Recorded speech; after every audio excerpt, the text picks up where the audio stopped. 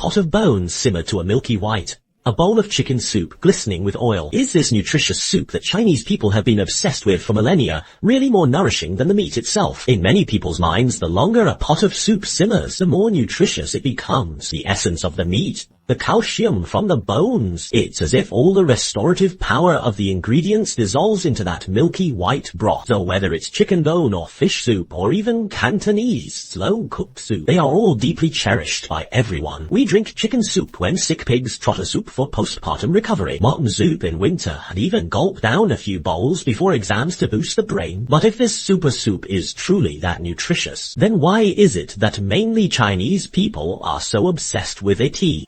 Today, let's take a closer look at the science behind this bowl of soup. Imagine a steaming bowl of bone broth topped with an enticing layer of oil droplets, oiled until it's milky white as if all the calcium from the bones has dissolved into the liquid. One sip feels like you'll instantly grow 10 centimeters taller. But in reality, the secret behind this thick white broth is fundamentally the same as how facial cleansers foam, or how dish soap cleans plates. The reason the soup turns white is that high heat boiling breaks down fats into tiny droplets, which disperse evenly in the water to form an oil in water emulsification system. Simply put, the whiter the soup, the higher the fat content. If you only drink the soup and skip the meat, you're basically just drinking oil. Those recovering from illness whose digestive systems aren't yet back to normal, this bowl of soup won't provide much nourishment. Instead, the indigestible fats and high osmotic pressure may actually cause strain. It makes your already fragile stomach even worse, and might even lead to diarrhea. But the nutrients truly beneficial to patients,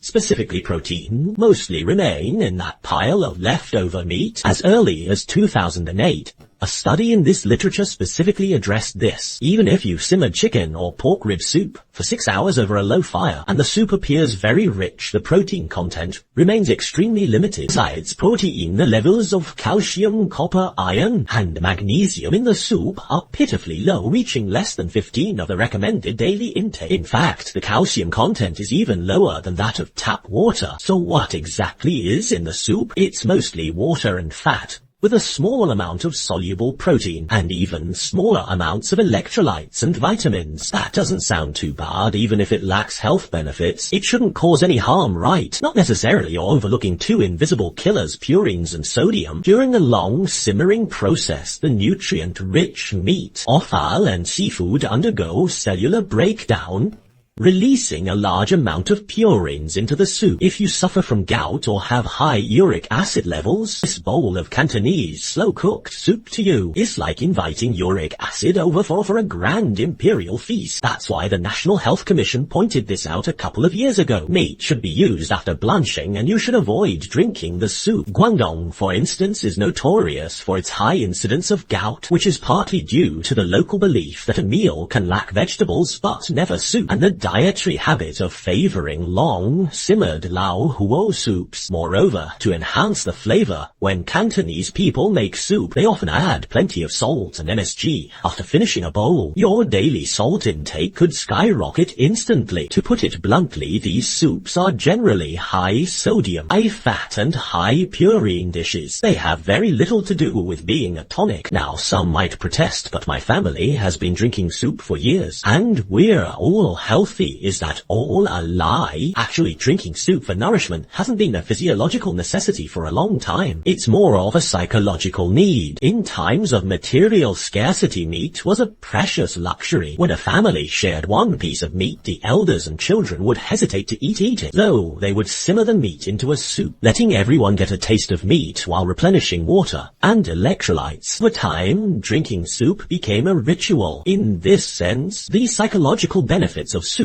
far outweigh the physiological ones. It's just like how canned yellow peaches comfort sick children in northeast China. That is to say, what makes you crave soup when you're sick isn't its nutrition but a mother's love and the taste of home. In such cases, soup acts as a psychological placebo, which can indeed play a positive role in a patient's recovery. It boosts the mood and stimulates the appetite, but this credit shouldn't be given solely to its nutritional content. Of course, I'm not saying we should completely dismiss the value of soup. For those who are weak post-surgery or consuming liquid diets like millet porridge and rice cereal, or for patients with swallowing difficulties or extremely poor digestion, soup provides a quick way to replenish water electrolytes and a bit of easily absorbed energy. It is indeed a good choice during a recovery transition. It's easy to consume, warm and comforting. That much is undeniable. However, being easy to consume doesn't mean it's the most nutritious, and a transitional food shouldn't be a long-term crutch. True recovery must rely on sufficient high-quality protein to repair tissues and on vitamins and minerals to regulate metabolism. And these essential nutrients are primarily found in the meat and vegetables, not in the liquid soup. If you only consume soup or porridge every day after recovering without eating meat, it will do more harm than good to your stomach and body. So the next time your family stews soup, don't treat the meat as mere dregs. Drink the soup, but make sure to eat the meat too. If the meat feels too dry or tough, you can shred it and put it back in the soup to eat. As for those Cantonese